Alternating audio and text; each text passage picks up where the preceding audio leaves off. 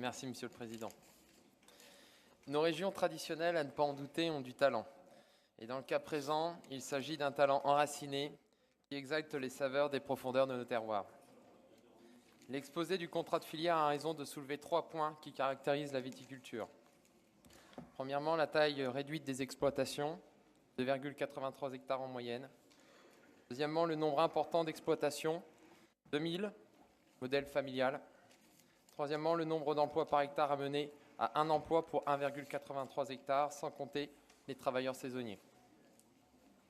Ces éléments sont les forces de nos vignobles. Or, la présentation n'indique pas que ces caractéristiques sont petit à petit remises en cause et pourraient à moyen terme disparaître. La taille de 2,83 hectares des exploitations en moyenne cache d'autres réalités. La présence de très grosses exploitations, peu nombreuses, au milieu de multiples à taille humaine. Dans ces grandes exploitations, nous tendons à avoir des investisseurs et financiers aux commandes, là où nous avons encore une famille de vignerons dans les petites exploitations. Ces exploitations familiales sont menacées, surtout dans le secteur de la Champagne, du fait du prix de l'hectare qui ne cesse de flamber et oscille aujourd'hui entre 1 et 1,5 million d'euros. Alors que la dernière génération a travaillé sans relâche pour devenir enfin propriétaire lorsque le temps de la retraite s'annonce, elle se trouve confrontée aux frais d'héritage pour la transmission de leurs biens durement acquis. Aujourd'hui, pour éviter la vente forcée d'une partie des parcelles qui rendrait l'exploitation non viable économiquement et la spoliation d'un État mal géré depuis trop longtemps, les parents sont contraints de louer leurs terres à leurs enfants. Qu'adviendra-t-il dans 15 ou 20 ans, lorsqu'il y aura un basculement de génération ? Le risque de vente de l'exploitation à un grand groupe, amenant la réduction de la diversité des goûts et des saveurs, la concentration des propriétaires, la baisse du nombre d'emplois à l'hectare et bien entendu l'appauvrissement des communes viticoles est sérieux. Cette question sur la pérennité de ces unités viticoles est primordiale également pour le développement de l'onéotourisme. Nombreuses sont les familles qui, en plus d'offrir la possibilité de vente directe, ont investi dans la pierre du pays pour y faire un gîte. Dans la présentation de la filière, vous faites également mention des IGP Côte-de-Meuse, Coteaux de Coiffy et Haute-Marne.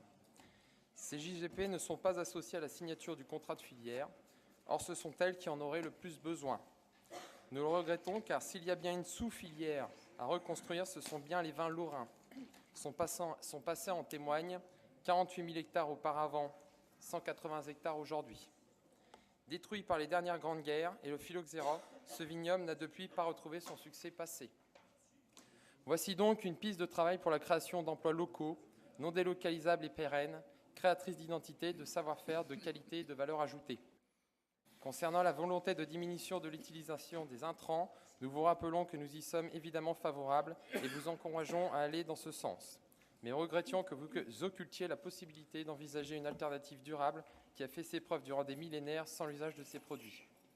Sur le dispositif adressé aux pépinières viticoles, nous sommes favorables à leur venir en soutien.